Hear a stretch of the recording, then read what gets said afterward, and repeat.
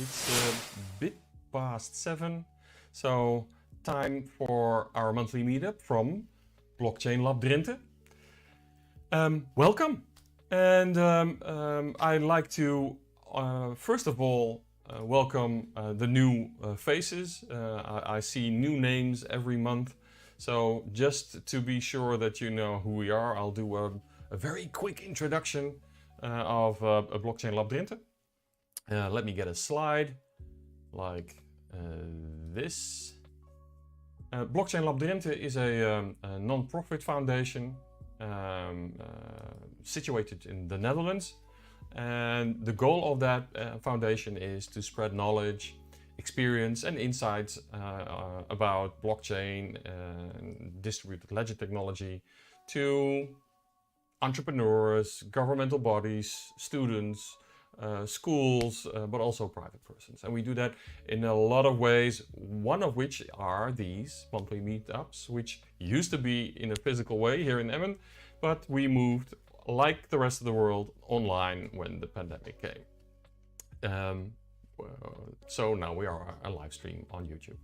Now we do lots of things. We develop blockchain applications. You'll see one of those applications later on. We do feasibility studies, we do audits of blockchain projects, and we are heavily involved in Interreg Project Bling.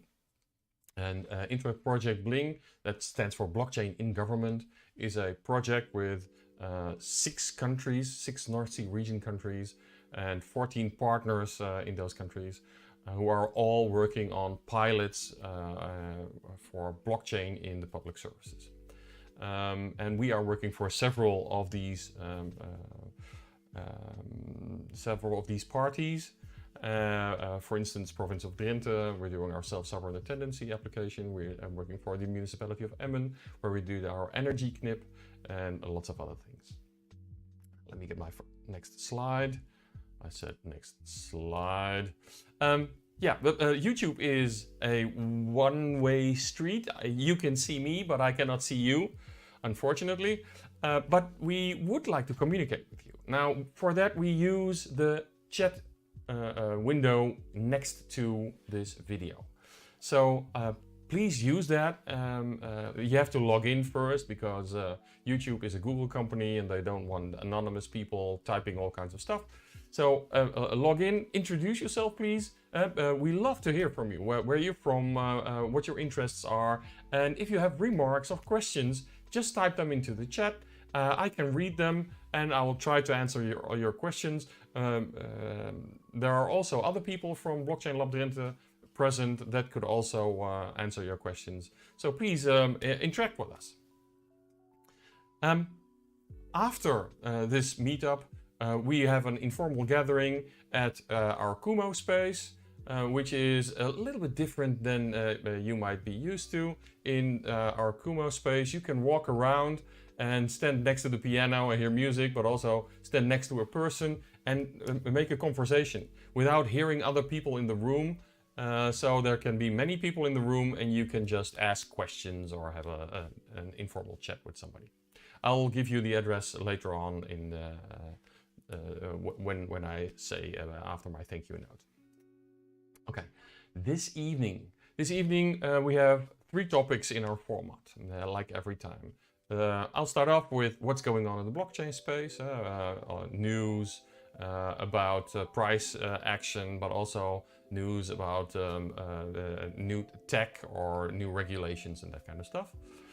The second subject will be EPSI, the European Blockchain Service Infrastructure.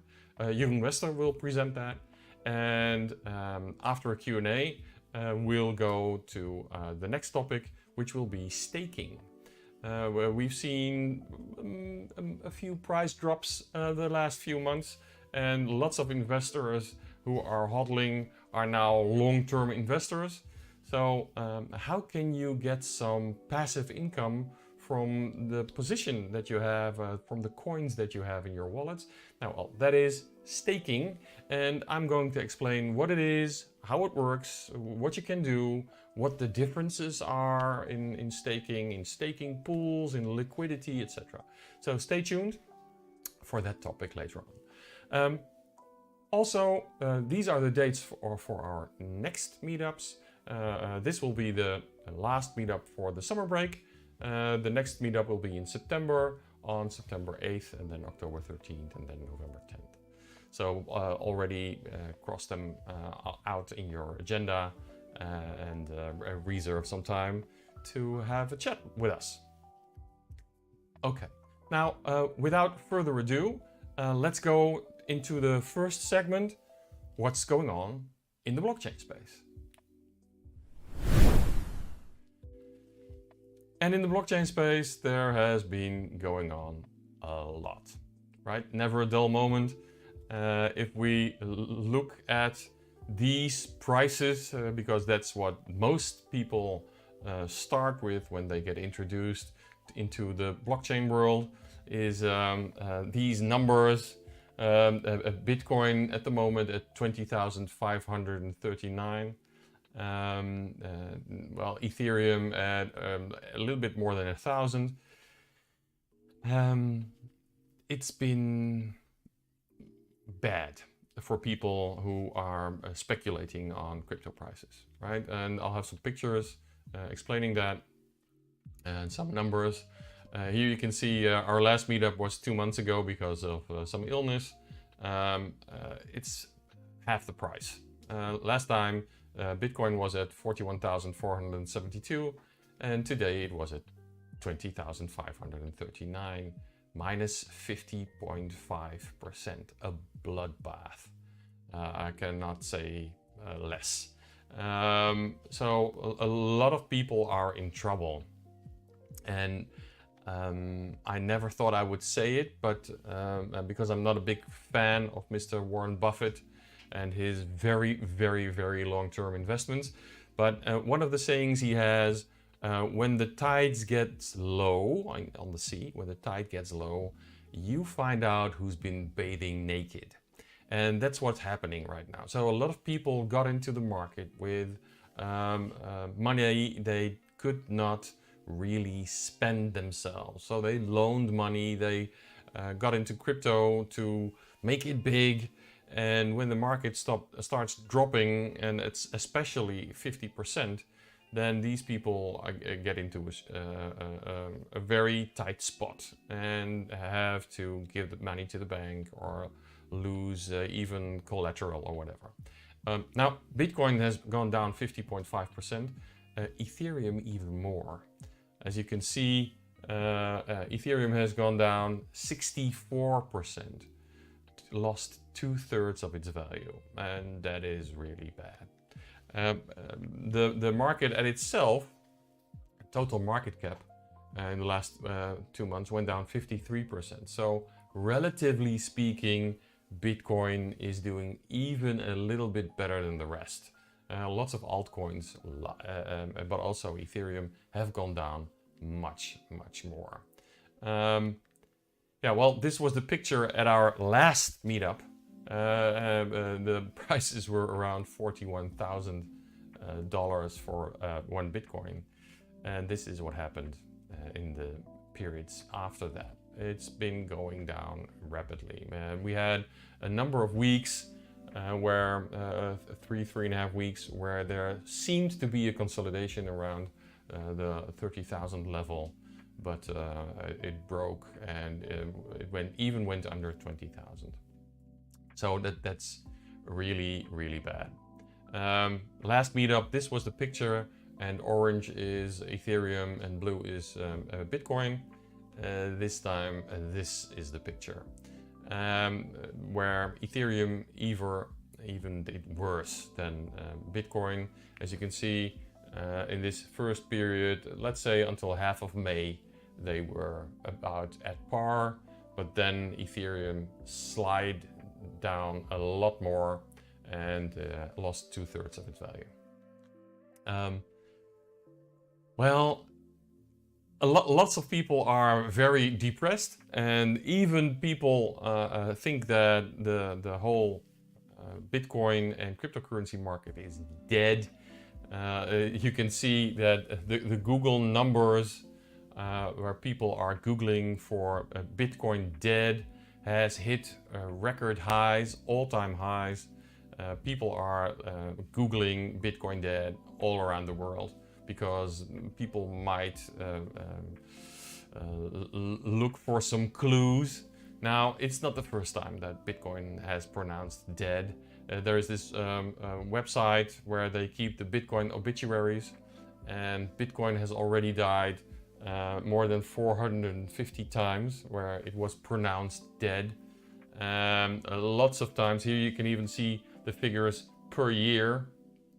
This year it was pronounced dead 17 times, and last year it was pronounced dead 47 times. So we've seen it before.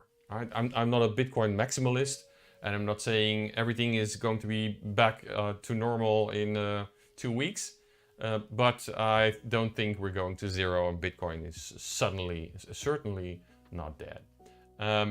Although there are powers to be that are saying it is. China warns that Bitcoin is heading to zero, right? They are really spreading the word that it has no value at all and that everything is worthless. But the Bank of England, they have a completely different opinion. They say, well, this might be really something. They just changed their look on crypto, and they are seeing the light at the end of the tunnel. So those are two countries which are opposite. And of course, our favorite president of El Salvador says, people, don't worry. Of course, the market is down, but just enjoy life, and nothing serious going on. Nothing to see here, so to speak. And not only those two countries are positive, there are more countries positive.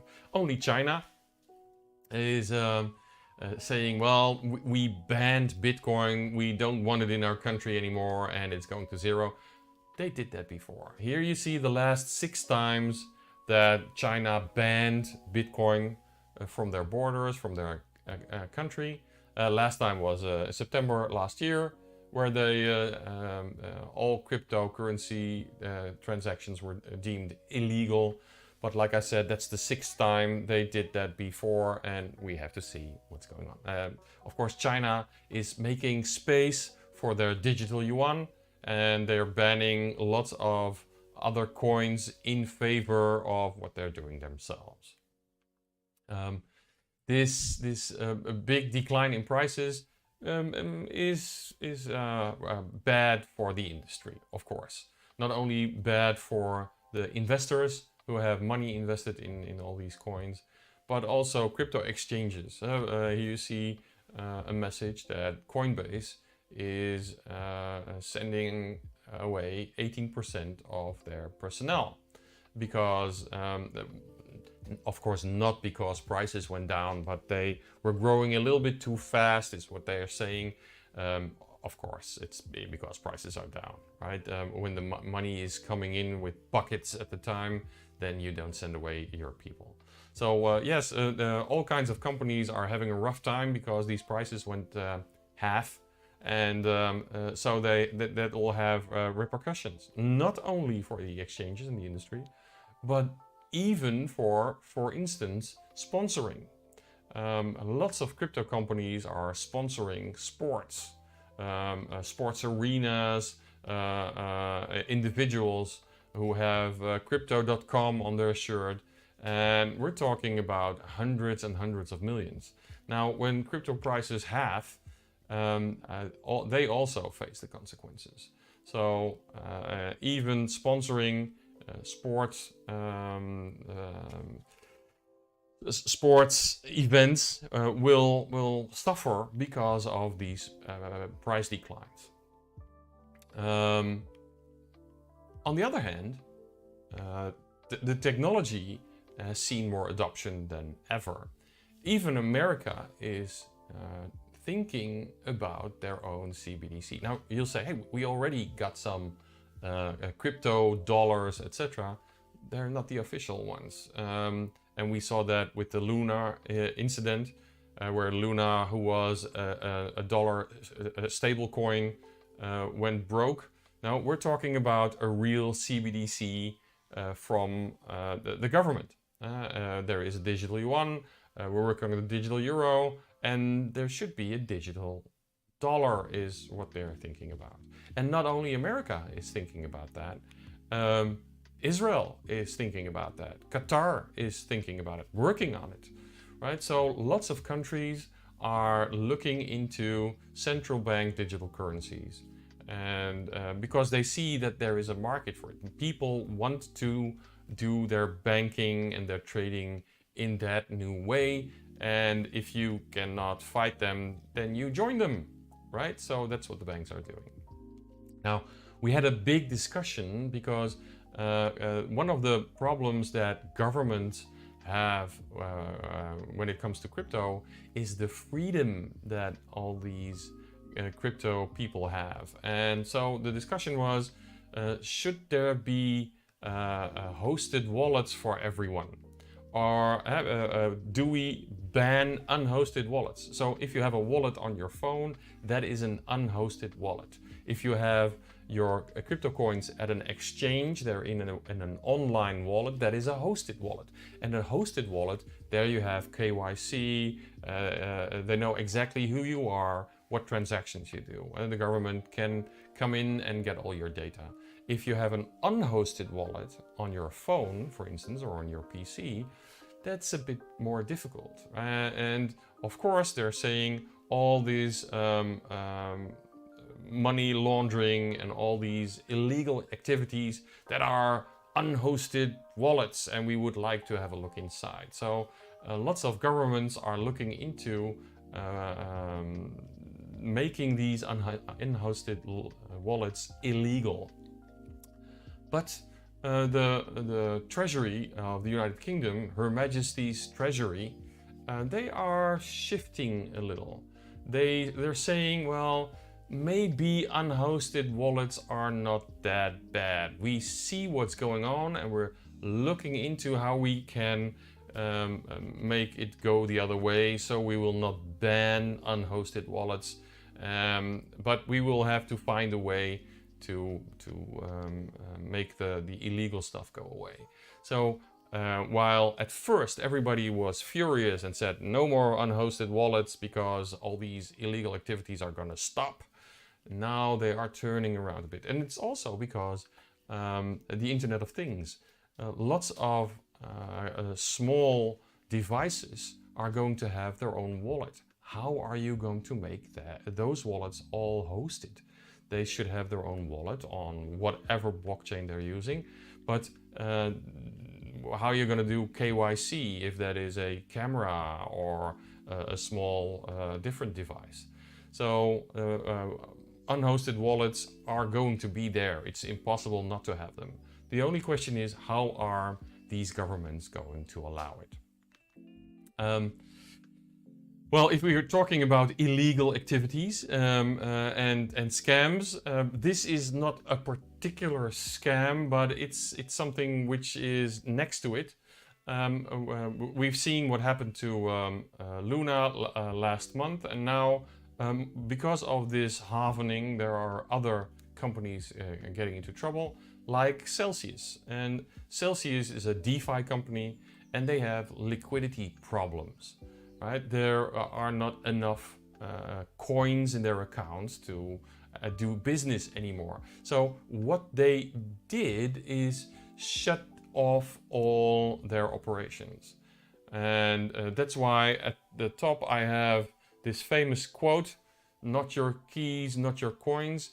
People who have their coins hosted on the platform, on the Celsius platform, they cannot trade anymore. They cannot get their coins out anymore, which is, of course, a big negative.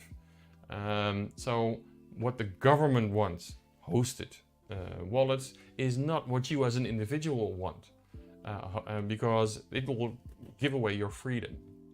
So here you see what happened in the last period with Celsius, and that's why they are putting all the windows and all the doors closed, and shutting out their investors, and that cannot be good. It's not a scam, it's just something what happened, and it's something that you should think about when you have coins.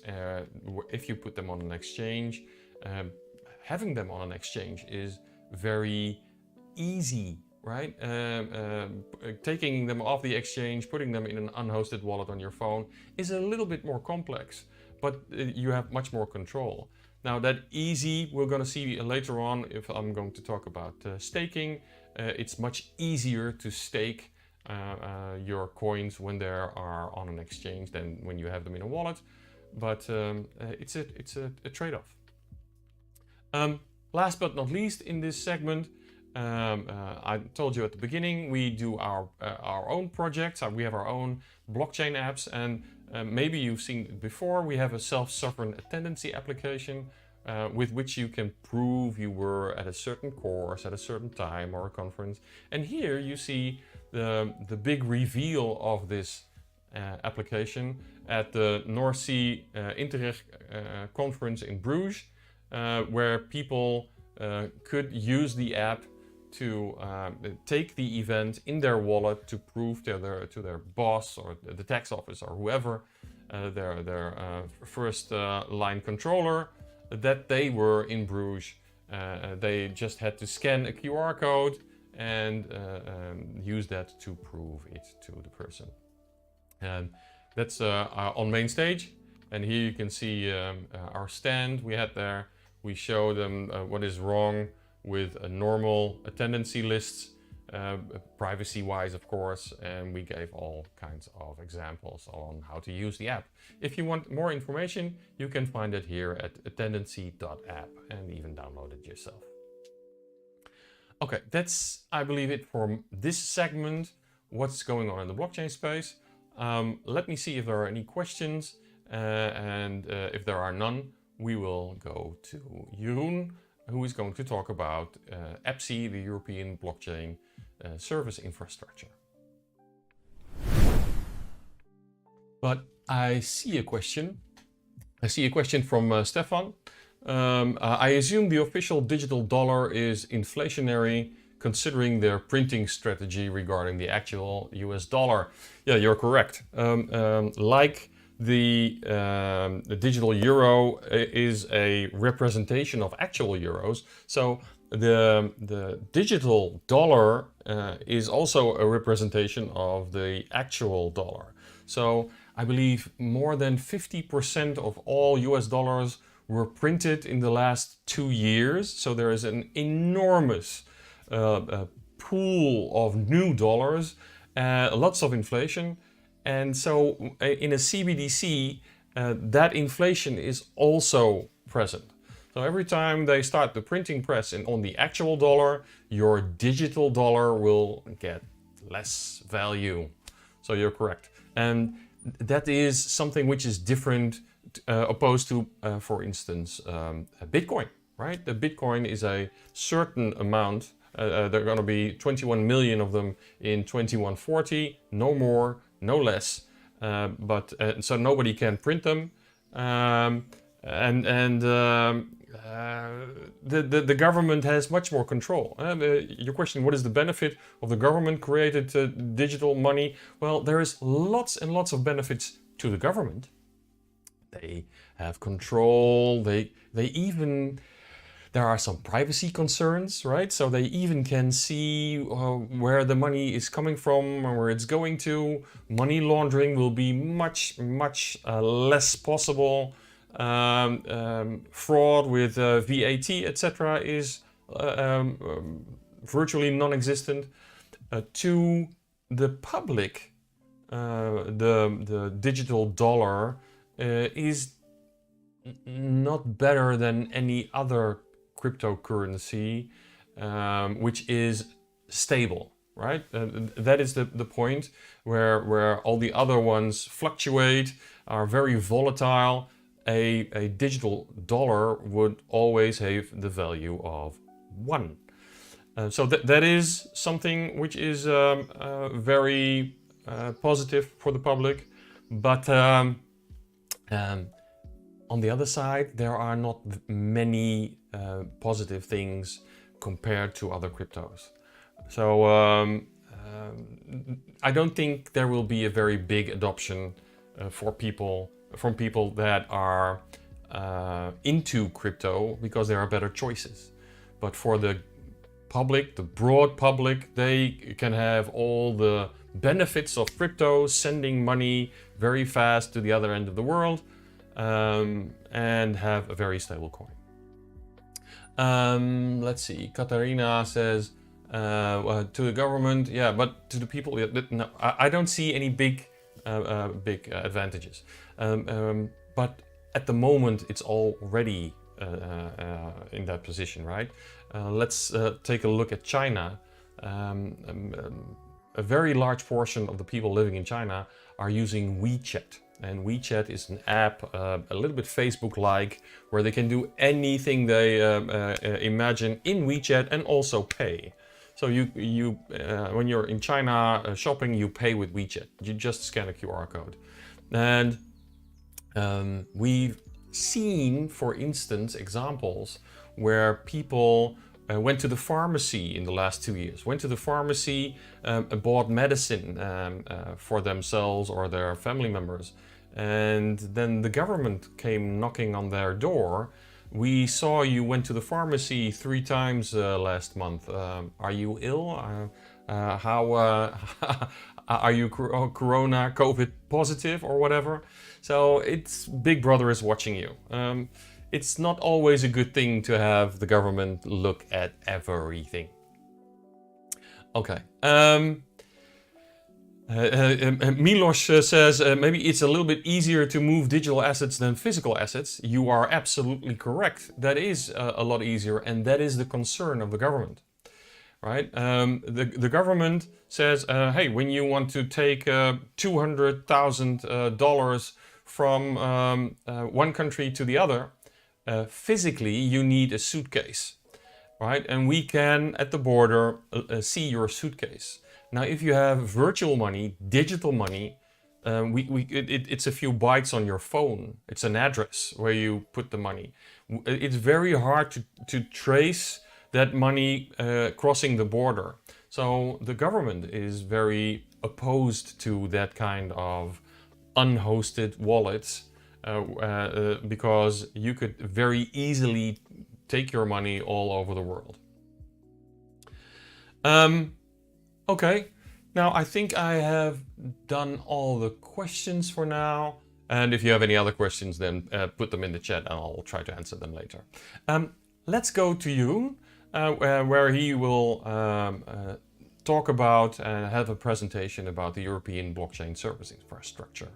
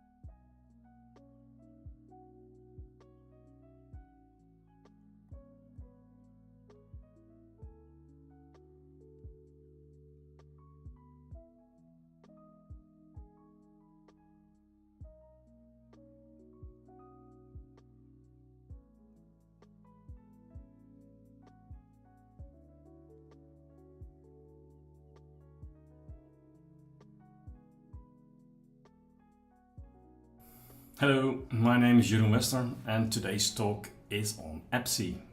EPSI uses blockchain and is used to create an infrastructure across EU member states.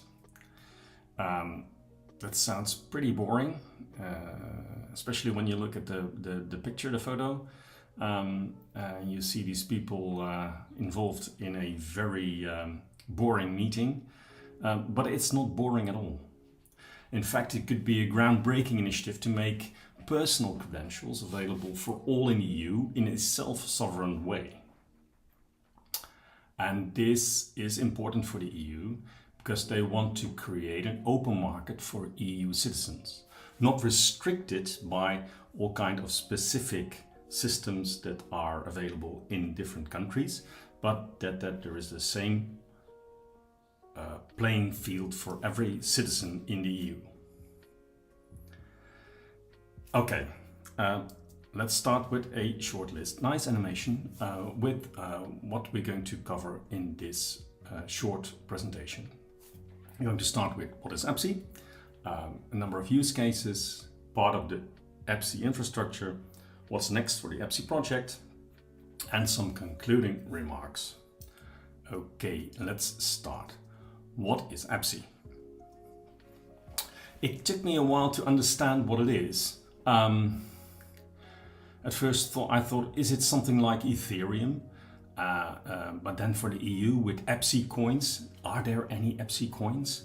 Or is it a blockchain application for EU citizens? Can you speculate with it? Can you get rich with EPSI coins? Well, that's not the case. It's an infrastructure and it's a bit of an application. It supports the creation of cross-border applications that use public administration services. Every EU member country has its own public administration services systems. So, and that could be a problem when you go to another country. That's when you're going to another EU member state.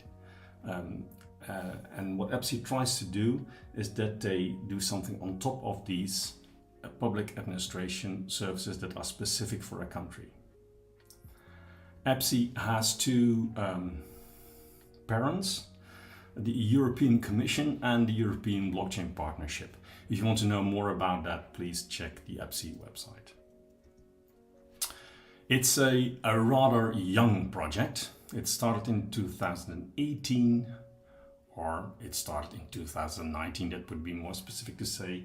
So it's there for 3 years, and it has grown from version 1 in 2020 to version 2 in 2021. And there's now more a focus on use cases, on showing that it works. So the infrastructure is there.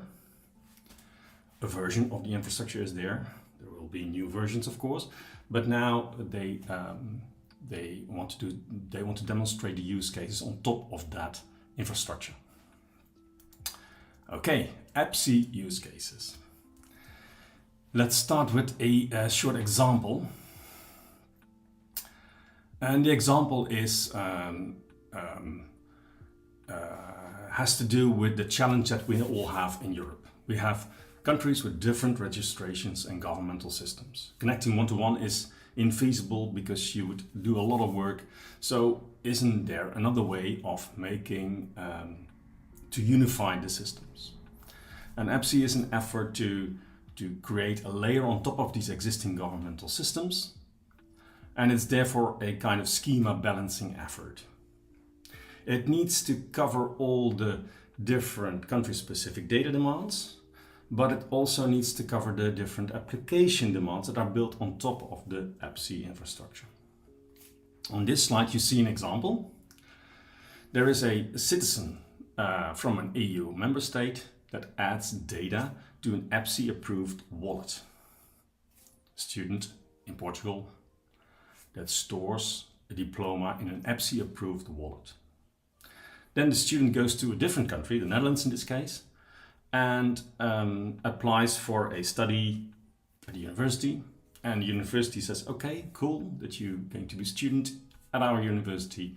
Please show me that you have a diploma. The student opens the diploma, and because the data of the diploma is in an EPSI-approved wallet, the university can be assured that this data is trustworthy. So there's no need for the university to check with a system in Portugal whether this diploma is really existing.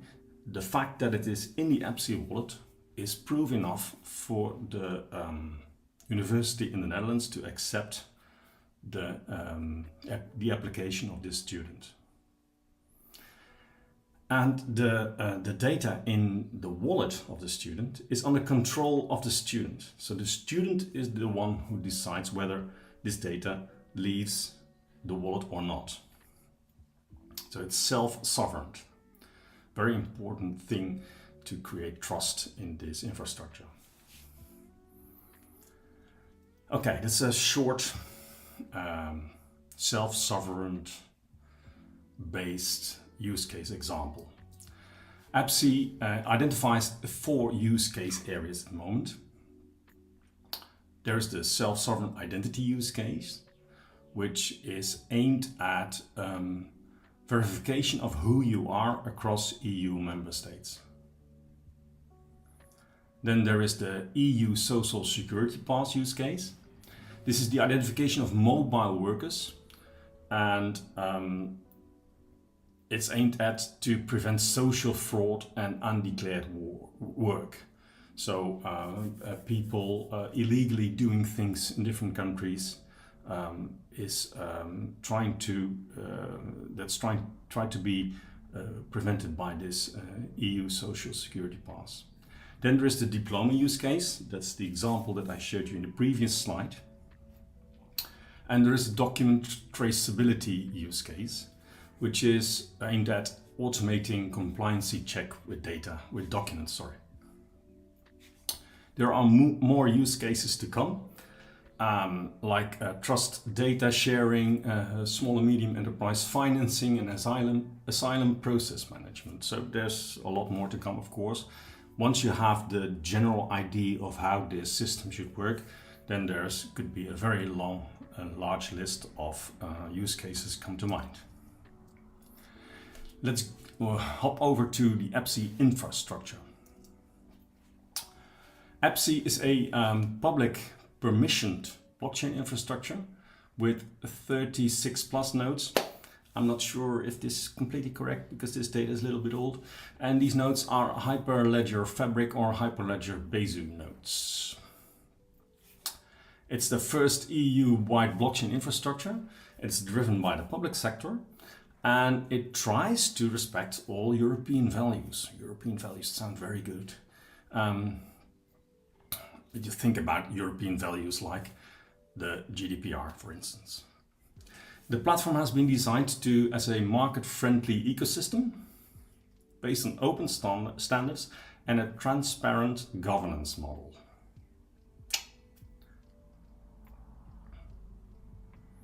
There are 5 fundamental principles that are in mind while creating this infrastructure. Working towards the public good, well-defined governance, data harmonization between all participants, open source software, and compliance with relevant EU regulations. An important part of the AppSy infrastructure are wallets. That's the thing where you store the data in as a user. And wallets need to be compliant. Compliant means they are created according to AppSy standards. The idea is you store your data in your wallet. Once it is in your wallet, you decide with whom you share your data. The user, the citizen, is in control. And the other idea is that once it is in your wallet, the verifying party, like the university in the example, can be assured that your data is trustworthy. Here's an example of a wallet by an Austrian company, Vault ID. And it's very simple. These wallets are very simple things. Just a list of things. So the magic is not in the contents of the wallet. The magical part is, of course, how it gets into the wallet and out of the wallet. Okay. With a little bit more abstraction, let's look at AppSy from outer space. What is it? How should you look at it?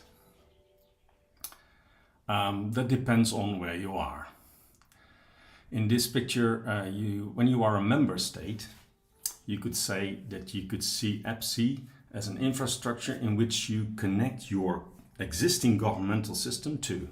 So you publish data that is in your local country-specific registration, and you publish that in a blockchain node. The blockchain layer is a sort of abstraction layer. The benefit for application builders is that they only need to connect to this abstraction layer, to this EPSI blockchain layer, and it gives them indirectly access to the data that comes from country-specific systems. Very cool and very nice. So for developers, in this diagram, the people who create applications, EPSI is an API. It's where you ask data and you get data from. This is a conceptual architectural diagram according to EPSI, and there are a few interesting things. This is too specific to go in depth here, but the interesting things, it's pluggable protocols, for instance. It refers to a blockchain agnostic approach. So there's not one blockchain system that is in favor for EPSI, but it should be able to grow with new protocols to come. And there are now two smart contracting flavors in this diagram, Fabric and Ethereum. And the nodes, as I stated before, could be Hyperledger Besu or Hyperledger Fabric nodes. Well, as I told you also before, developers could look at EPSI as a kind of API. So there's a lot of API documentation, Swagger documentation, and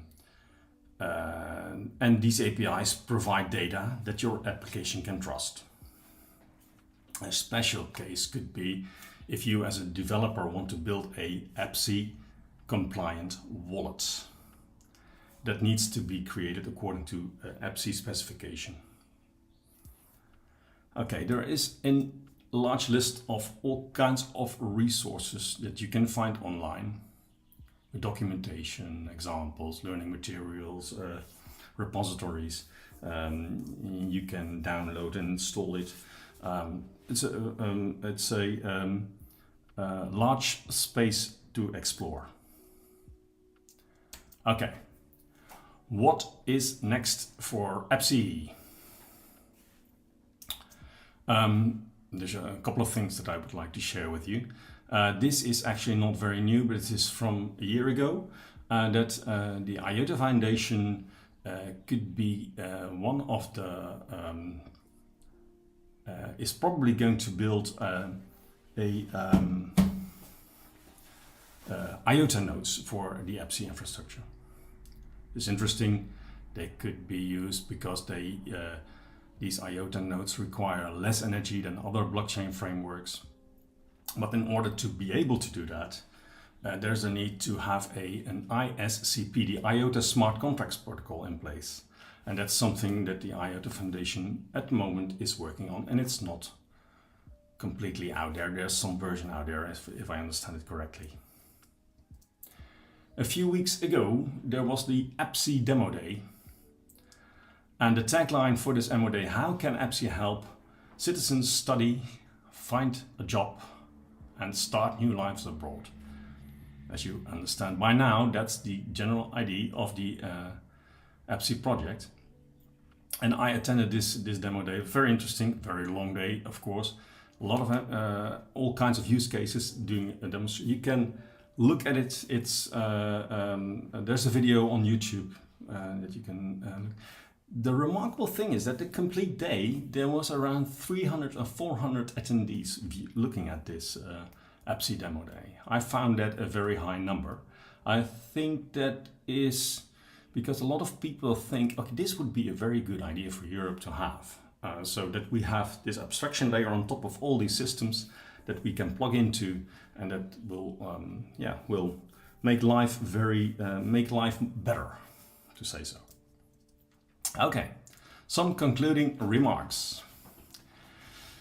You could say that EPSI is an abstraction layer that unifies country-specific administration, and it helps to overcome the diversity in all kinds of systems and things that we have organized in a country-specific way. The self-sovereign exchange of data is important to gain user acceptance. Your data as a citizen is not on the street, but you can control it who you share it with. And for verifiers, trustworthy in your data in your wallet speeds up verification. Very important. Okay, that was it. I hope you enjoyed this short introduction into EPSI, and see you around. Okay, I think we're going to see a lot more from EPSI and hear a lot more of EPSI because there are so many different partners working on this blockchain in so many countries that nice things are going to happen if you give it so much attention, if you put so much energy into it. Something great is going to happen. Okay, I don't see any questions at this moment about EPSI. So if you have any questions, you can type them in later, or maybe even in our Kumo space, talk to Jeroen himself. I'm going to switch over to our next segment, which is about staking. And our next topic is staking. And staking is a hot topic because now performance is poor, so to speak. People are looking for other ways to make money, passive income from their cryptos. But what is staking and how does it work? That's what I'm going to try to elaborate in the next 30 minutes or something. Now, let me start with making it very, very, very simple. If you're also invested in coins which have proof of stake and your coins are on an exchange, then staking is not much more than pressing one button, right? So if you have that, then you can skip a lot of this video. But if you want to know what staking is and where it comes from and how it works, then stay tuned. The simple explanation is it's like a bank account, like a savings account. You put your money in for 1 month, for 3 months, and you get interest in return. Right. Now, a bit more complex explanation is that staking is needed to make the blockchain tick. Right? It's providing money as a collateral to ensure safety and functionality of the blockchain. Now, you receive interest as tokens, or you might lose money as a penalty, and that's called slashing. Right? So it's not without risk. Putting your money into a savings account at the bank, it's guaranteed, you get it back, etc. But staking your crypto coins is not without risk. Right? You'll have your pick at that, and we'll come to that later on also. Let me get my next slide. Before we start, I have to first elaborate a little bit on consensus. The consensus mechanism that, for instance, Bitcoin works with is proof of work. The miners will have to do lots and lots of calculations to find a nonce which generates a certain hash, and only one miner in the world, although tens of thousands of miners do a lot of work, only one miner finds that nonce as the first one and gets a reward. Right? Now, that is very, very inefficient when it comes to electricity, right? Tens of thousands of machines are running more or less the same algorithm. One of them wins every 10 minutes, it's a different one, but they all do the work. One gets the reward, the rest gets nothing. They only burn the electricity. Now, there has been, the last few years, a switch where everybody acknowledged that this is not the way to go. So they switched to something which is called proof of stake. And in proof of stake, you don't have to do all the calculations on all these computers anymore. Instead of all doing the work, all doing the checking of the transactions and finding the piece to the puzzle, one or a few of the miners, but they're not called miners, they're called forgers now, are selected to check all the transactions. Now, if you are a criminal and you would have a friend do an illegal transaction, double spending, and you would be the forger who checks if the transactions in the block are correct, you could be tempted to help him or her and approve an invalid transaction. So you need a mechanism to keep these forgers honest. Now what they do is, as a forger, a miner in proof of stake, as a forger, you have to deposit a large sum of money. And that large sum of money is collateral. You approve these transactions, but if you are doing that in a dishonest way, you could lose your collateral. So that is a way to keep you honest.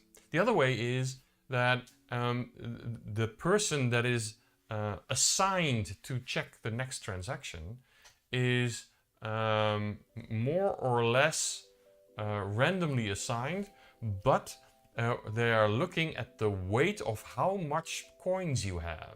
So people with more coins have a bigger chance of being appointed to check the next block and earn money from that.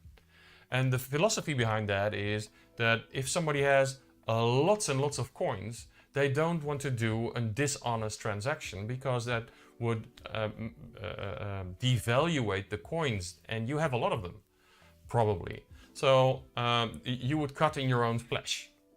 So there are two mechanisms to keep these forgers, these validators, honest, and that is the number of coins they have themselves and the collateral, the coins they put at stake when they check these blocks. That's where proof of stake comes from. Okay, now Bitcoin is a proof of work coin. Ethereum at the moment is a proof of work coin, but Ethereum is switching to proof of stake. Ethereum 2 is what that's called.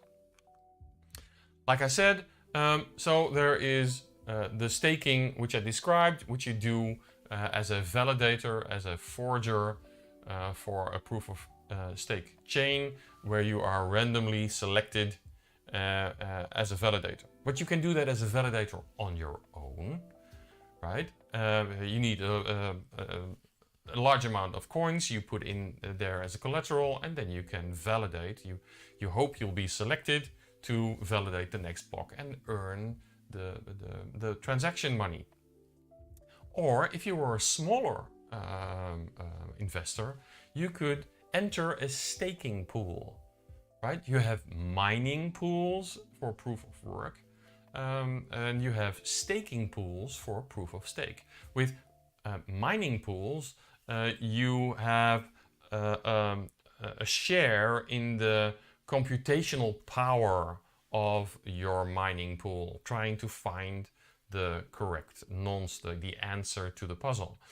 In a staking pool, you put in money, and for that money you have a number of coins, and together you have enough coins to have a big chance of being selected to check the next block and earn some money. And then when that money is earned, that money is distributed among the people who are in the staking pool. Now, that's the first mechanism of staking. But there is also a different mechanism for staking.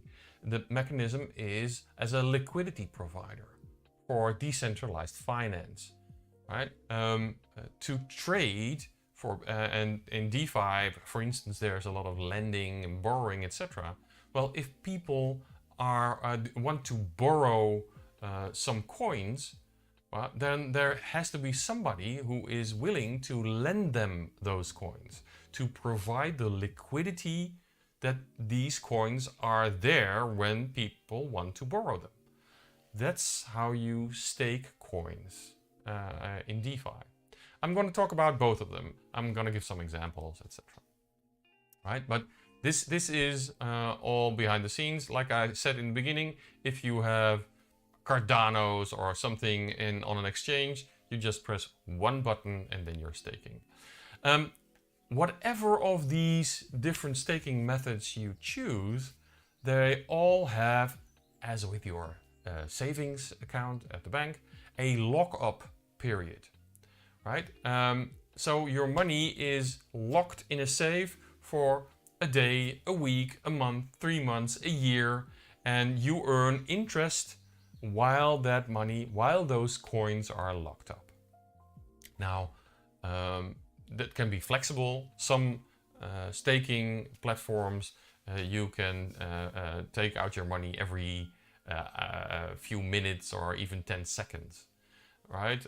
So that can be very flexible, but you can also have lockup periods of 10 days or 30 days or 90 days.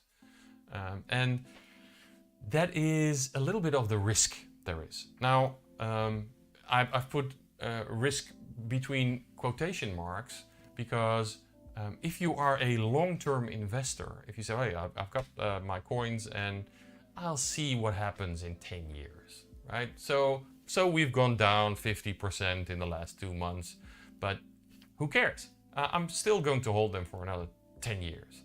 So then there is no opportunity loss, right? Because you wouldn't have sold them anyway. But for people who want to trade, it could be tricky, right? You could have bought coins, and while you lock them up to get some interest on them, markets could go down, but you would not be able to sell them because they are locked up, right? So that's the risk you have when you put away your coins. And put away your coins, that's a bit relative because these coins are still in your possession, right? But they are parked on an account where you cannot touch them. If you move them, then it'll break the lock and you will not get your interest, right? But they are not in somebody else's name. They are still your coins, depending on how you host them in the platform. Remember, not your keys, not your coins. So if they're locked up, you will not be able to sell your coins until your coins get released. Now, here I have some picture of a website where you can see what's going on in staking. And at the top, we have Ethereum 2.0. Like I already earlier said, Ethereum is switching to proof of stake, and they're currently in that process. You can already stake Ethereum 2.0. I'll give an example of that later. But you also see that there are different coins which use the proof of stake algorithm, and they all have different interest rates, so to speak, different return on investments. You see Avalanche here with 8.8%, but you see Binance Chain with 5.6%, but you also see Polkadot with 14.1% annually, right? So those percentages change, and these differences are coupled to risk, how large the pool is, lots of other factors that I'll speak later on. Also, you can see in a few columns further the staking ratio. You can see that in Ethereum 2.0, about 10% of the money is already staked. So of the 100% of the money that is involved, 10% is locked up to earn interest. Now in Solana, that's nearly 74%, as you can see, or in Cardano, it's nearly 72%. So very large percentages of the money that is earning money. If you have these coins in your portfolio and you would not stake, then that's a loss of money, a loss of opportunity. Why would you not stake your money if you have these coins anyway? Next slide. Here you see some examples of on-chain staking. And there's also off-chain. I will explain later.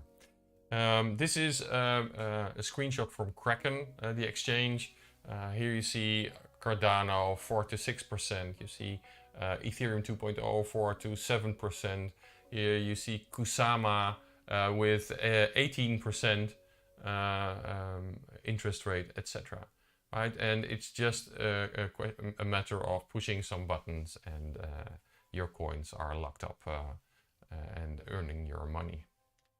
Now, here I have the example of Kusama. You can see Kusama is an early Polkadot version that nearly 47% of all the coins that are out there are being staked at the moment. You can have your own validator node for forging Kusama. Then you could earn 15.33%, you can see there. You could also go to a pool and combine money with other people who want to stake these coins, and then you earn 14.18% at the moment. Now there's a difference, because here you have to pay fees for the pool, and there are some other costs, and here you have to do everything yourself, but there are no fees. Right, so that's the first difference in your return on investment. There are more differences, of course. Here you see some different staking pools in Kusama. Difference in size, as you can see on this line at Zug. They have 18 million, being 6% of the total market cap. Binance staking has 2.4% of the total market cap, being a little bit more than $7 million. Right? You see that they are giving out different rewards. At Binance you get 10%. At the Zug Capital they are giving you 17%. Now that has all to do with how large the pool is. For instance, at Zug, the pool is a lot bigger, which means that the chance that they are going to be able to check the next block will be larger. They have a bigger chance of checking and getting the rewards, right? But also, of course, that is offset because there are more users, right? At Binance, there are 320 users staking Kusama, and at Zug, there are nearly 2,900 people staking their money. So there are different, you don't want a very small one, right? Here at the top, Hashquark, only 2 users, not even $4,000, and they give 0 reward because they get hardly chosen to mine the next block, forge the next block. So there are different aspects you have to take in consideration when choosing your staking pool. I'll come back to that later on. Here we have off-chain staking, and off-chain staking is where you have a protocol which is not proof of stake, like Bitcoin, for instance, right? Bitcoin is proof of work. How could you still stake your money in Bitcoin and earn some interest? Well, you could do that in DeFi, not in the protocol because it's proof of work instead of proof of stake, but you could go to a platform where you could lend your Bitcoins to a borrower, and he has to pay you money to work with your Bitcoins, right? So that's still staking, but in a different way than through the consensus. But here you see also the disclaimer. Nice to see these Kraken interest rates, but they are subject to change and there is risk, and I'll talk about risk later on. It's not as safe as the bank. Be warned, do your own research. But it's also possible to do staking in non-proof of stake consensus mechanism coins. Here you see some of the rewards of off-chain non-proof of stake coins. You see US dollars, you see Bitcoin, Ethereum giving 10.63%, lots of other things. Possible through DeFi. Now, being a validator yourself is a bit tricky. There are lots of rules, right? There were lots of rules when you started mining Bitcoins. You needed a machine and you had to install the software, go. But here there are some extra rules. For instance, if you want to do the checking of the blocks, you as a validator, as a forger, have to be online and continuously online. You'll get a penalty if you are only casually online. If you're not regularly 99.9% of the time online, then they will penalize you and you will get less reward, because it's very, very important. Now, if you are a validator on your own, that's hard, right? You would need a dedicated machine, power backups, etc. But if you are in a staking pool, then that's easier because the organization will take care of that. Of course, when selecting a good staking pool, watch out for that, right? That you have a pool which is stable enough to not be penalized for being not present all the time. So there are lots of rules, you can read them, and there is also the penalty that you could get for not checking the transactions in a correct way. Let's say you make an error, then you would lose your collateral, right? So you would all have to take care of that yourself. But if you do that correctly, then the reward is higher because you don't have any costs, right? So that's when you want to be a validator yourself. Now, if you want to join a staking pool, that's a lot easier. You just put your coins in, the rest is taken care of. But which staking pool should you choose? You would look for instance, the return, the interest rate, so to speak. But also, how good is the performance technically? What is my control? Can I stake from within my own wallet, or should I put my coins on their platform and trust them to unlock them and give them back to me? What if that platform gets hacked? What if that platform has problems like Celsius, right? So look at that when you are selecting your staking pool. How are the fees? Of course, you want the fees low. You have to pay fees for the services, but lower is better, right? The size of the staking pool matters. You don't want a very small pool because they will hardly be selected to check the next block. But you also don't want a very, very big pool with so many people that the rewards are diluted. And some protocols also have a cap on the size. So if the staking pool gets bigger and bigger, it will only select them a number of times maximum. So you don't want the biggest pool, you don't want the smallest pool, but you want something in the middle. Now, if you work with a staking pool, you'll have a number of advantages and disadvantages. I mentioned them earlier. The advantages, you'll have more and predictable return. If you do this on your own, you only have a number of coins, and the bigger ones will be selected more often than you. So sometimes you're lucky and sometimes you're not. It's a little bit like proof of work on your own. And when you stake your money in a pool, the pool will be more money in total, so there will be more selected by the algorithm, and you'll earn more money and more predictable. Like in a mining pool, it's the same principle.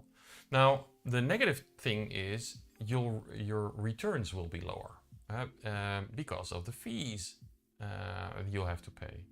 But at the end, it's less hassle and less worries. So most people are going for staking pools. Then there's the third way of staking. And like I said, it's called off-chain staking, not within the consensus protocol. And that's in DeFi. For instance, lending and borrowing. There are platforms where you can borrow ethers, where you can borrow Bitcoin, but somebody has to have these coins in their possession with which you can work, which you can borrow. And that person wants to have some interest for when you take them out and work with it. Well, that's called staking also. So all these people who provide these Bitcoins or these ethers for somebody else to work with, they get an interest. They are locked up also for a number of days, weeks, or whatever. And in the case of a flash loan, it's very, very, very short. I'll talk about flash loans a different time, but that's borrowing your money and giving it back within the same block, right? So that's why it's called a flash loan. But DeFi has these kinds of instruments, and there you can stake your money, even if it is not on a proof of stake consensus. Now here you see Binance, the interest rates they have on DeFi staking. Ethers will give you, for instance, 10.12%, or Bitcoin will give you 8% or whatever, right? So that's also a way through this platform. It's also very easy to stake your non-proof of stake coins. Well, to wrap it up a little, because I've been talking 25 minutes now, there are lots of benefits to staking your crypto. You can generate passive income. If you already own these coins for the long term, why not stake, right? That's just money found in the street. So you can generate passive income, and you saw there are different kinds of interest rates, from very low to astronomical. But if it looks too good to be true, then it probably is. So be careful. It's very easy to do. That's why it says low entry. On exchanges, it's just the press of a button. One of the other benefits is staking is very energy efficient because of the proof of stake algorithm, the consensus algorithm. Now, there are risks involved, right? If you put your coins on a staking platform and that staking platform is hacked, then you could lose your coins, right? There is also the possibility that when you are not a long-term investor, that you're a speculator, that you are locking up your coins, and while they are locked up, the price of the coin goes down and you cannot sell them. So that is a loss of opportunity. It's not a real loss because you still have the coins, but they are less valuable at the moment they get out of the safe, so you can sell them. So staking is more something for long-term investors, like I said in the beginning. Now, the last thing, the risk, is what I also mentioned. Validator nodes should be 100% uptime. If you're not, then you are penalized for being down. So you earn less. That's a risk of staking crypto. If your hardware is not good enough, then that could cost you money. In conclusion, is crypto worth it? I think definitely yes. Especially when you are a long-term investor, then it's easy money. So do that, but make sure that you do some research in which staking pool or how you're going to do it or which platform. And don't be fooled, there is risk involved, right? It's not like the bank. It looks like a savings account by a bank, and the savings accounts at banks are guaranteed till 100,000, even if the bank goes bankrupt. But here there are no insurances, there are no guarantees, so there is a risk. Okay, now you know nearly everything about staking. Let's see if there are any questions. I see one question from Gary. What is the difference between APR and API? Annual percentage rate and annual percentage yield. Well, the rate is the percentage they are giving you when they unlock your money. And that can be calculated per year, of course. But annual percentage yield is the compound interest, right? And compound interest is something very interesting. It was Albert Einstein who said compound interest is the eighth wonder of the world. He who understands it receives it, and he who doesn't understand it pays it. So if you lock up your money for, let's say, 90 days, you get your percentage interest, but you can reinvest that interest in the next period of 90 days. So you get interest on interest and so on. So if you can reinvest that money, that interest also multiple times a year, you get a much higher amount at the end of the year than just your rate. So that's what they are showing you on the different websites. Let me see if there are any other questions. No, Katarina said thank you. Oh, thank you for attending. I see people from Berlin, some people from Serbia. I was in Serbia last week, and Berlin. I was in Dresden last week. Does that count? I have one more thing to do, and before we go, I have to say thanks to Jeroen for his EPSI presentation, and I will show you the date of our next online meetup, which is September the 8th. I'll have to be a real YouTuber and show you the subscribe button, so the YouTube algorithm will push us up a little bit more visible to people who are looking for different topics about blockchain. That's it for this time. I hope you found it valuable in any way. You might want to come and talk to me or the other speaker in our Kumo space. I will show you the address on the back of our subtitle. So thank you for watching, and maybe I'll see you next time.